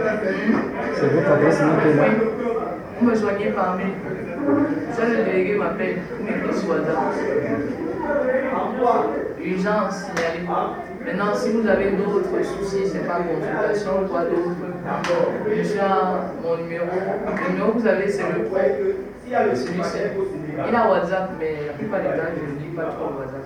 Et si je le WhatsApp que tu as, c'est celui-ci. Mais je vais regarder. M'appelez pas après. Sinon, j'ai un poids. Très sèche. Je vous ai parlé de l'association des économistes et gestionnaires du Cameroun. Je suppose que, avec votre cabine, vous êtes sur LinkedIn. Donc, vous allez chercher. Les initiales, c'est AEGC. C'est Association économiste. Association des économistes et gestionnaires du Cameroun. Pour suivre nos actualités, on a un webinaire demain. Actuellement, on fait plus les webinaires. On a commencé les activités l'année passée, oui, 2025. On a eu l'autorisation préfectorale. Nous sommes tous des jeunes. Je suis jeune, mais économistes et gestionnaires. Les économistes et gestionnaires du Cameroun, c'est la page LinkedIn. On n'a pas de page Facebook. On est sur LinkedIn, on a une chaîne WhatsApp également. Donc là, vous pouvez à peu près suivre, on va dire, les activités. Ce qui se passe, c'est on fait des webinaires sur des thèmes qui portent soit sur l'économie, soit sur la gestion. D'accord? Et maintenant, avec le programme de cette année, on va faire des formations également. Il y aura des formations sur les logiciels, ceux qui veulent, si vous êtes des diplomates. Il y a des formations sur les logiciels. Donc vous allez suivre. Pour le moment, c'est gratuit. On n'a pas encore lancé les histoires d'inscription et autres. Ça va venir, mais c'est gratuit. C'est en ligne. On aura notre siège, on est en train de réfléchir à où est-ce qu'on va s'installer. Soit en Golfour, ça sera quand même sur la route de Soie, puisque la majorité, nous sommes des anciens étudiants de Soie. Là, le président est là, docteur, il est actuellement en France. Bon, on est un peu répartis partout, mais le point commun, c'est qu'on a fait ça. Et le webinaire, c'est sur quelle plateforme? Le webinaire, c'est sur Zoom ou bien? On est passé à Teams. On faisait sur Zoom, maintenant on est à Teams. Il y a, je pense que je vais te transférer un message du groupe WhatsApp. Ce qui fait que quand tu vas cliquer, tu vas entrer directement dans le groupe WhatsApp, tu la chaîne et de suivre la chaîne, donc tu pourras envoyer ta parole également. Bon là, ça sera plus facile de suivre les actualités. Comme c'est la chaîne, quand vous entrez, vous pouvez voir ce qui est au-dessus. Dans toutes les activités depuis le début, vous pouvez y avoir accès. On a un webinaire, c'est demain, mercredi, à l'heure forcément, soit on sera en cours, soit on sera dans le groupe. Si vous voulez connecter, vous allez connecter pour suivre. D'accord? Pour le moment, notre objectif est de faire la liaison entre les étudiants camerounais, non camerounais d'Afrique et les instituts d'ailleurs. Et pareil, les instituts d'ailleurs et les étudiants d'ici. C'est Cameroun parce que nous sommes camerounais, on a créé au Cameroun. Mais sinon, ce n'est pas forcément seulement Cameroun. C'est notre petit projet, notre petit objectif pour le moment. Quand ça s'étend vers l'international, ça fait déjà un projet. On a une équipe, l'équipe est vraiment dynamique, ça c'est clair. Il y a tous les profils à l'intérieur et tout le monde bosse. Et on a un bon président. On touche pas. On va essayer de vous rejoindre et puis on verra ce que. C'est à votre avantage. Nous on est seulement là, on est des enseignants, qu'est-ce qu'on fait? Donc si vous venez vous balader, ça vous intéresse, vous installez, c'est tout. On espère que vous n'en apprendrez plus et que vous ne viendrez pas dormir à mon cours de diplôme. C'est l'objectif. Ça va? Là, on a trop de temps, lui, pour les diplomates, là, c'est pas si vous trop. Que vous vous activiez. Le père, c'est déjà parce que je le mets à la maison. Donc, tu vois que tu peux suivre les séminaires. Alors, deuxième partie. Les implications et les limites de l'hypothèse du revenu courant. Rappelez-vous, je vous ai dit que l'économie, c'est une histoire. Vous avez des gens qui viennent avec des théories. Ces théories ont des limites. Et puis il y a des personnes qui y répondent en faisant des propositions. Donc, on a vu le modèle de Keynes, l'hypothèse de revenu courant, ses idées, ce qu'il pense du comportement de consommation des ménages. Maintenant, comme tout modèle, le sien a des limites. Et on vous dit, par exemple, les implications, on vous dit que si nous considérons les ménages à revenus différents, d'accord, mais nous cherchons, par exemple, nous observons une propension moyenne à consommer de plus en plus faible et une propension moyenne à épargner de plus en plus élevée à mesure que le revenu disponible augmente. Ça ne va plus, ça ne cadre plus avec ce que sa loi dit. Deuxièmement, pour un pays donné, la propension moyenne à consommer doit diminuer au fur et à mesure que le niveau de vie de la population s'élève. Donc c'est ce qui devrait être. La comparaison entre pays doit faire ressortir une propension moyenne à consommer plus faible et une propension moyenne à épargner plus élevée pour les pays les plus riches et inversement. Pourquoi? Est-ce que les riches consomment? Quand vous regardez les vrais riches là, est-ce qu'ils dépensent leur argent dans les Donc, on est en train de vous expliquer en fait que Keynes lui vous dit quoi? Que la propension moyenne à épargner est plus faible que la propension moyenne à consommer. On vous dit que dans le cas réel, lui il se comporte comme si tous les pays ont le même niveau de vie. Donc, quand il a donné ses hypothèses, il n'a pas dit qu'à des pays pauvres, qu'à des pays riches. Il a donné ses hypothèses en uniformisant le comportement pour tous les pays. Or, les pays sont différents, d'accord? La culture diffère. Ce qui fait que les premières implications vous font comprendre que lorsque le pays est riche, il faudrait que sa propension moyenne à consommer diminue. Et par ricochet, que la propension moyenne à épargner augmente. Ce qui n'a pas été vu, ce qui ne sort pas directement de l'analyse du modèle qu'on vient de faire. Donc ça sont les implications par exemple. Et la dernière, on vous dit que la consommation est la composante principale de la demande, on l'a dit. Et de ce fait, elle constitue le moteur de la croissance économique. Par conséquent, la baisse de la consommation, la proportion moyenne à consommer, ne manquerait pas à terme de mettre les économies qui s'enrichissent vers une stagnation séculaire. Si la consommation est le mécanisme par lequel on relance l'économie, on ne dit pas la demande, non. Vous baissez la propension moyenne à consommer. La propension moyenne à consommer, c'est quoi? C'est en moyenne le comportement de consommation des individus, puisque c'est quoi? C'est la consommation pour une unité de revenu disponible. Donc on divise la consommation totale par le revenu total. D'accord? Si vous baissez ça, ça veut dire que vous baissez également la peine de besoin des individus. Donc vous pouvez plus relancer l'économie par la consommation. D'accord? Ça, ce sont les implications de son modèle. Les limites. La théorie keynésienne de la consommation va être critiquée sur plusieurs plans. La première critique est d'ordre empirique, c'est-à-dire pratique. Nombreux sont les travaux empiriques qui remettent en cause l'hypothèse de Keynes. Mais les travaux les plus significatifs sont ceux menés par Kuznets sur l'économie américaine. Ce dernier livre des résultats contrastés. La thèse de Keynes n'est confirmée qu'à court terme, où on observe effectivement une baisse du taux de consommation. Mais les tests empiriques relatifs à des séries historiques relèvent au contraire une stabilité du taux de consommation et du taux d'épargne. Par ailleurs, l'histoire concrète n'a pas confirmé la stagnation séculaire qui devrait survenir si l'hypothèse keynésienne est suffisamment robuste. On vous dit ici que quoi? Première limite, l'analyse de Keynes est vraie dans le court terme. Court terme, 5 ans. Tout ce qu'il dit là, c'est vrai. À plus de 5 ans, les propensions moyennes à consommer et épargner, le comportement d'épargne et de la consommation se stabilise et ça ne fluctue plus. Ça veut dire que les individus ont déjà une habitude qui est calquée et on peut l'observer. Il n'y a plus vraiment de variation et c'est un problème. D'accord?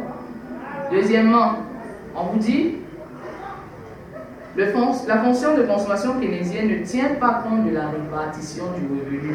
En effet, si nous considérons deux catégories de ménages ayant des fonctions de consommation différentes, les riches avec une propension marginale à consommer faible et les pauvres avec une propension marginale à consommer élevée, et étant donné que la fonction de consommation globale est une intégration des niveaux de la répartition de revenus entre riches et pauvres, se traduit immanquablement par une modification de la fonction de consommation et donc de la consommation elle-même.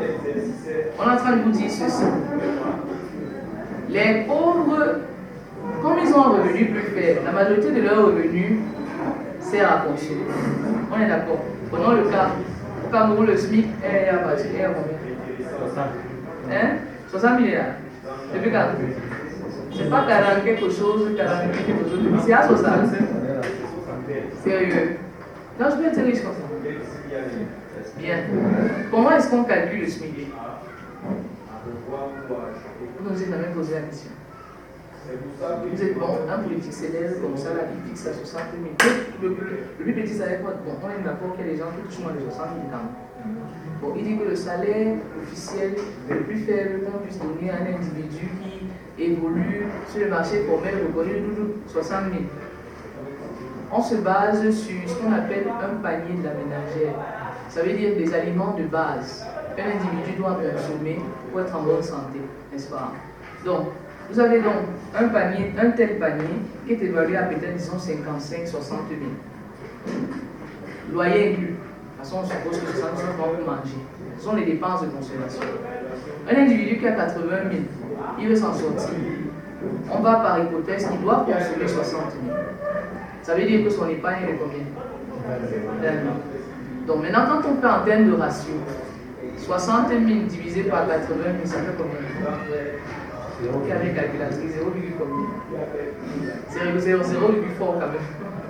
C'est 0,4. 0,75. Elle est forte. Prenez un individu qui touche 60 000. On a le même panier. 60 000. 300 000 60 000 divisé par 300 000. 0,2. 0,2. Qu'est-ce qu'on remarque? La pension moyenne à consommer comment? Elle est plus forte chez les pauvres et plus faible chez les riches.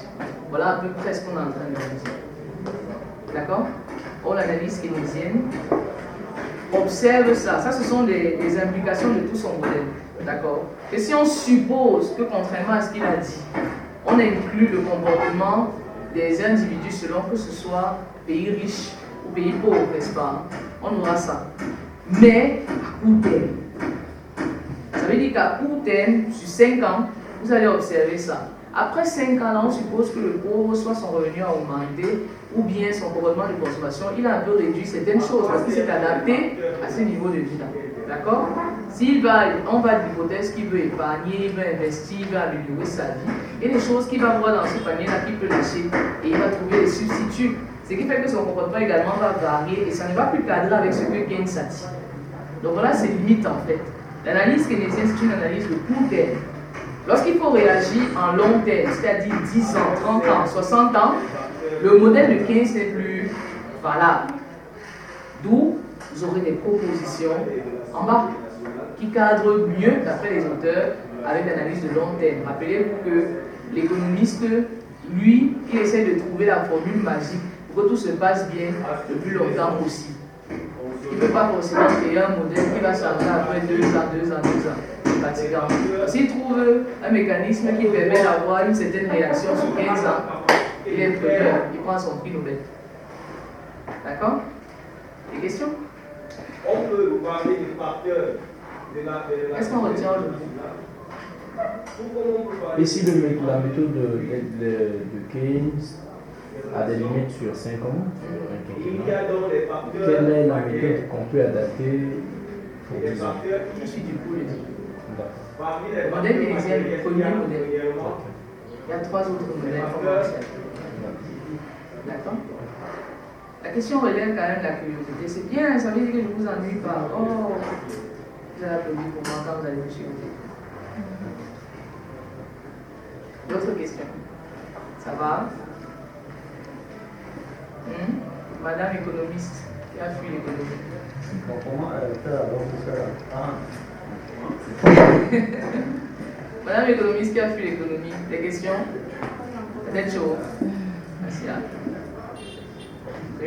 Ça devient un peu ennuyé à partir des formules. Oui, malheureusement en économie, il faut retenir les formules.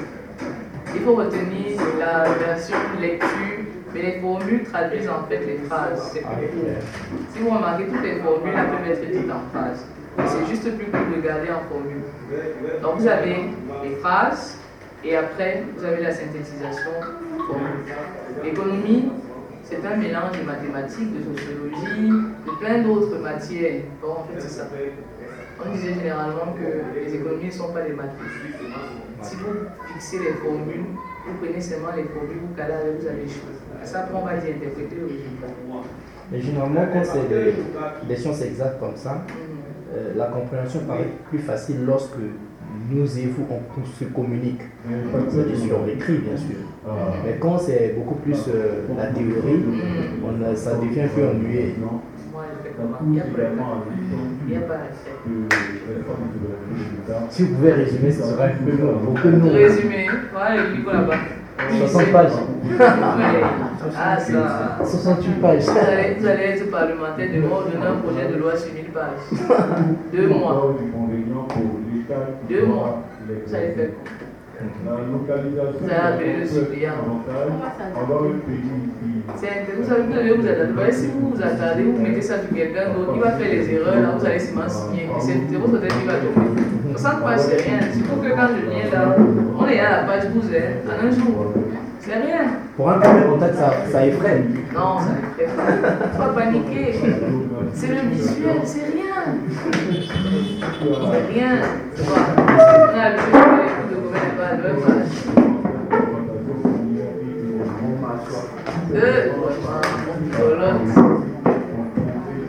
L'année prochaine, si vous voulez, vous allez seulement devoir reprendre.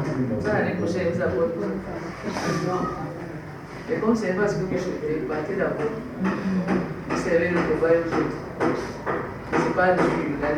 Le français est limpide. En fait, c'est juste parce que vous venez d'avoir le document que vous n'avez pas eu le temps de vous imprégner. La question, c'est de savoir si vous aurez le temps de vous en imprégner ce soir. Demain. Si après ici, on aura presque toute la bibliothèque.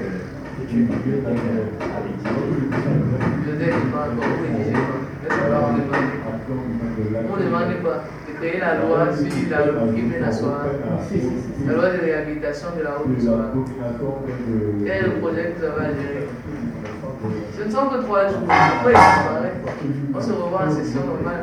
Vous pouvez maintenant vous évaluer. C'est 3 jours après, il disparaît. Moi, il rentre sur les doigts. Est-ce que je suis avec vous? Quand vous me voyez en route, je change de bouton. On va vous poursuivre sur l'autre pour rendez-vous avec vous. Donc, alors, une autre limite vous dit que l'hypothèse du revenu courant ne peut rendre compte du comportement de consommation des ménages dont les revenus subissent des variations aléatoires importantes telles que les exploitants agricoles soumis aux aléas climatiques ou certaines activités soumises à des variations saisonnières importantes. En effet, ces catégories de ménages procèdent souvent à un lissage de leurs revenus en épargnant durant les périodes de grâce et en désépargnant durant les années maigres, comme dans le graphique qu'on vous donne. Donc vous avez un point autonomé où on vous présente le revenu. En abscisse, vous avez le revenu. En ordonnée, vous avez, on va dire, les fonctions. Parce qu'on a la fonction de revenu et la fonction de consommation. On remarque que la fonction de revenu n'est pas comment? Elle n'est pas linéaire. Donc, il y a des périodes qui sont basses où le revenu est faible. Il y a des pics où le revenu est élevé, qui descend. Parce que l'activité agricole est une activité cyclique. Il y a des périodes de haute saison, que ce soit en culture, que ce soit en vente. Donc, on vous dit donc que le revenu n'étant pas linéaire, n'est-ce pas, pour ce type d'activité, la consommation, la fonction de consommation également ne peut pas avoir le comportement de celui de Keynes. Rappelez-vous que Keynes vous dit que la propension marginale à épargner comment? Constante. La propension marginale à consommer également est constante. Donc ça veut dire que le comportement de consommation suppose que le revenu a une certaine tendance qui est linéaire. Ici, on vous dit donc que, ici, là, ce genre d'individus, parce que leurs revenus sont cycliques, pour consommer, n'est-ce pas, leurs besoins restent stables tout au long de l'année. Mais leurs revenus ne sont pas stables. Ils vont faire une moyenne de besoins. Donc ils vont faire genre, toute l'année, j'ai besoin de quoi? Ils établissent, n'est-ce pas? Ils divisent les revenus. Ils font la moyenne des revenus et ils consomment. Ce qui fait que leur consommation est stable. Elle ne suit plus les hypothèses de Keynes. C'est ce qu'on vous donne là. Donc vous avez des périodes de revenus qui sont cycliques, tandis que la consommation, elle est lissée. Parce qu'on a fait la moyenne sur toute l'année. Et ainsi, il est très difficile que la variation de la consommation par rapport aux revenus soit la même. Si vous remarquez par exemple la première période où on a un revenu faible au départ, la consommation est comment? Elle est plus haute que le revenu. Regardez. D'accord? Chez Keynes, ce n'est pas possible. C'est très faible. Ça sera possible avec le revenu, la consommation est compréhensible. Mais ce n'est pas une chose qui est observée. Regardez sur la période, ça continue. Le revenu vient maintenant dépasser.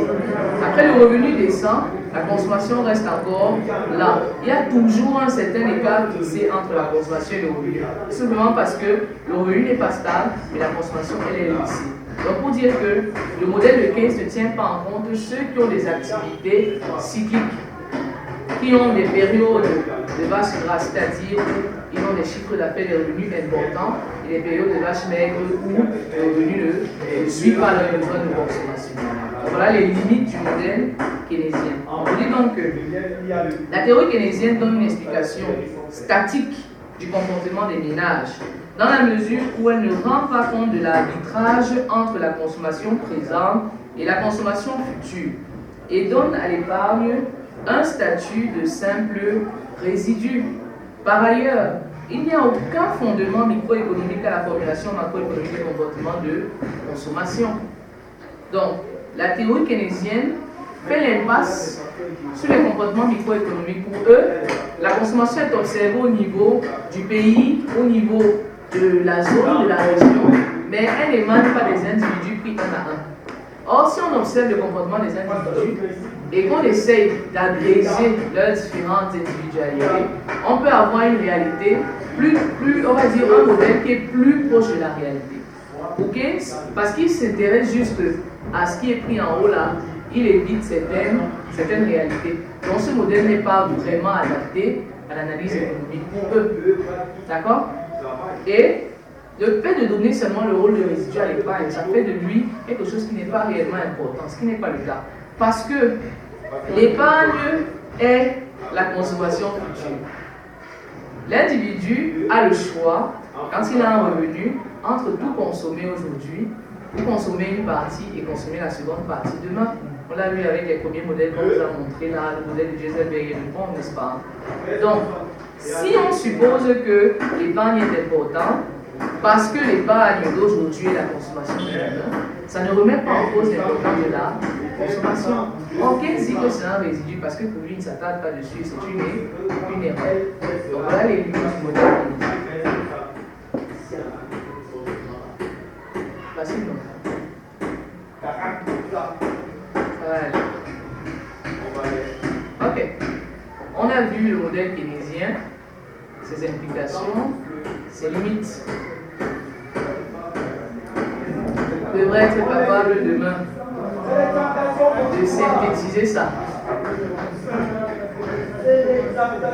Pas forcément dans mes mots, mais dans comment vous le comprenez.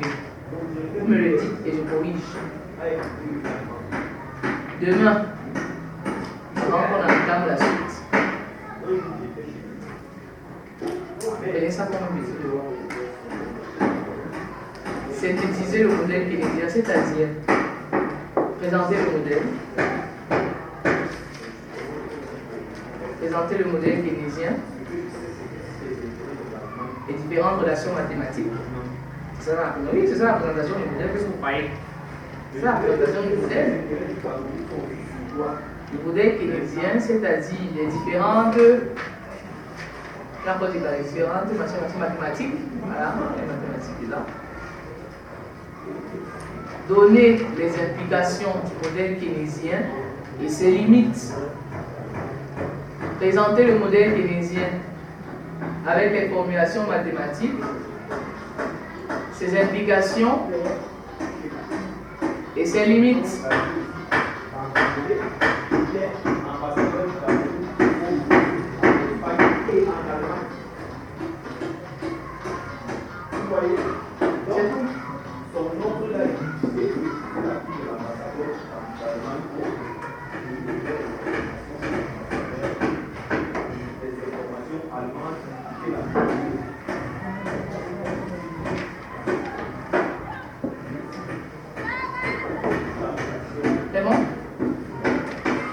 Présenter le modèle keynésien, ses implications mathématiques et ses limites.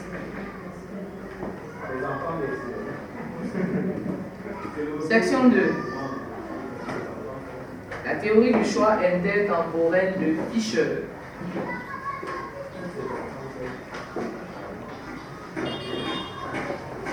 Alors, cette approche a été présentée par Irving Fisher en 1930 dans le but de donner un fondement microéconomique à la fonction de consommation macroéconomique. Vous remarquerez qu'ici, le problème de l'absence de fondement microéconomique qu'il y a chez Keynes, Fisher le résout, d'accord? Sauf que Fisher publie avant Keynes. Parce que Keynes, lui, c'est dans la liste, c'est écrit, c'est en 1936. D'inspiration néoclassique, cette théorie suppose des agents rationnels qui agissent dans un environnement de concurrence parfaite.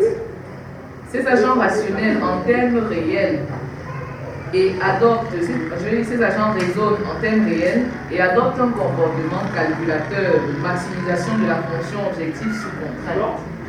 Alors, petite parenthèse, on nous dit souvent que les économies sont des homo economicus. Ça veut dire quoi? Toute action qui pose a pour objectif de maximiser son utilité. Ça veut dire que si tel, ça lui fait du bien.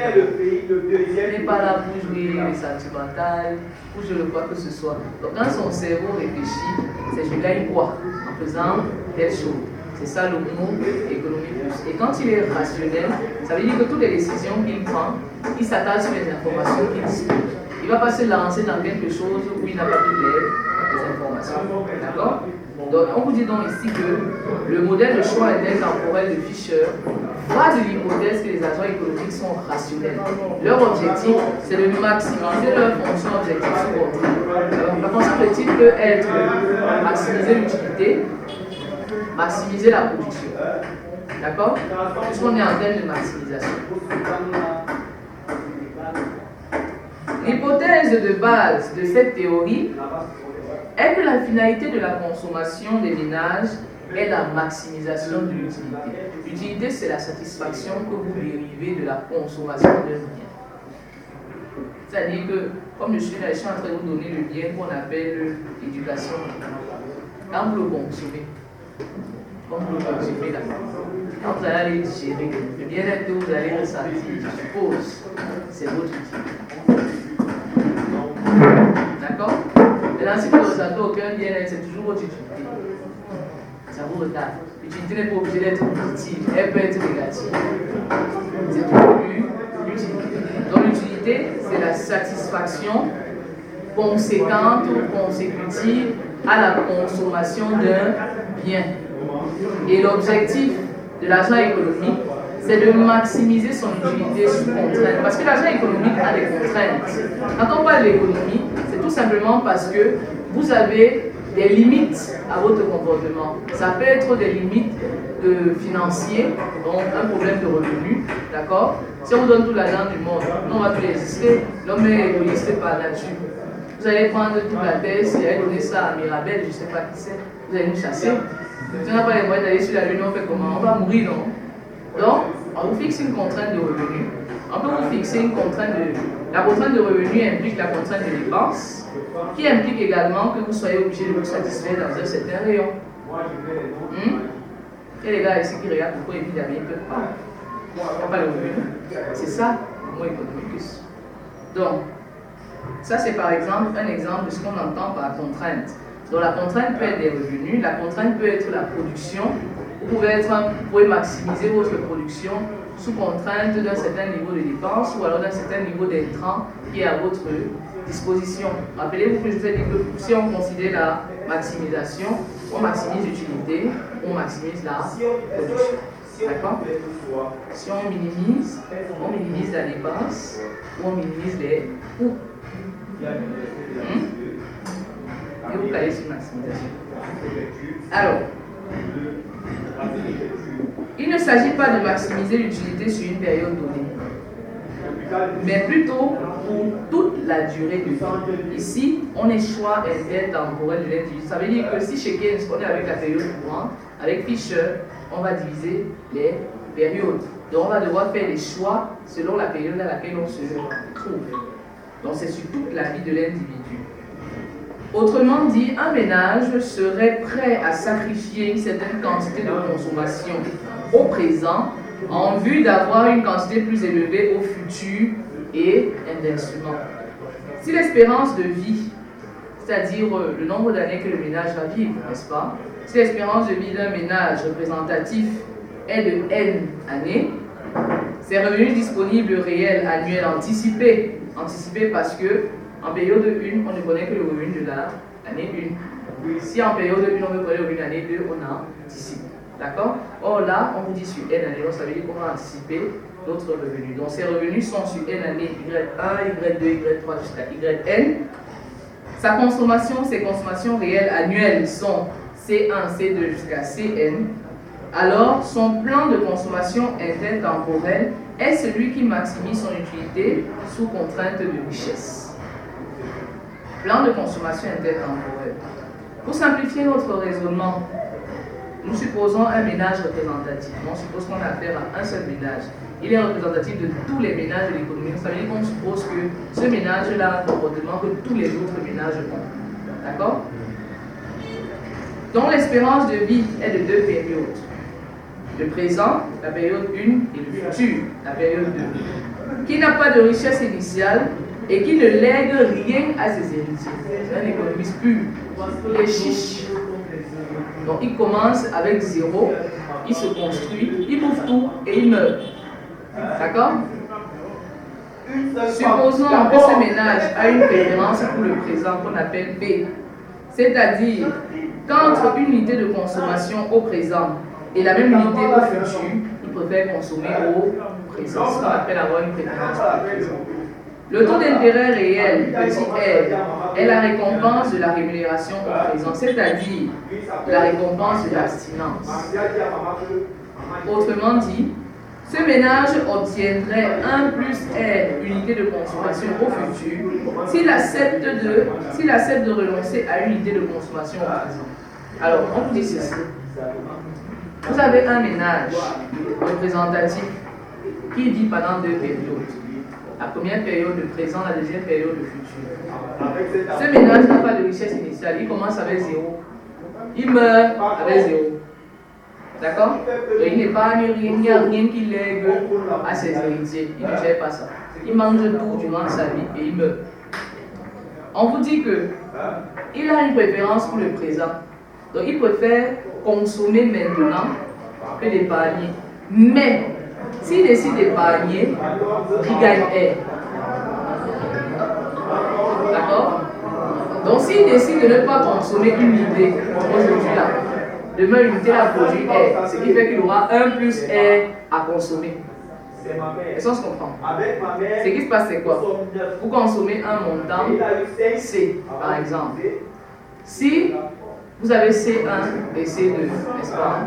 Si vous gardez une partie de C1, vous envoyez à C2, ça vous produit R. Donc on va ajouter ça à l'autre C qui est là-bas pour que ça fasse 1 plus R de ce que vous consommez. Donc ça a produit des intérêts.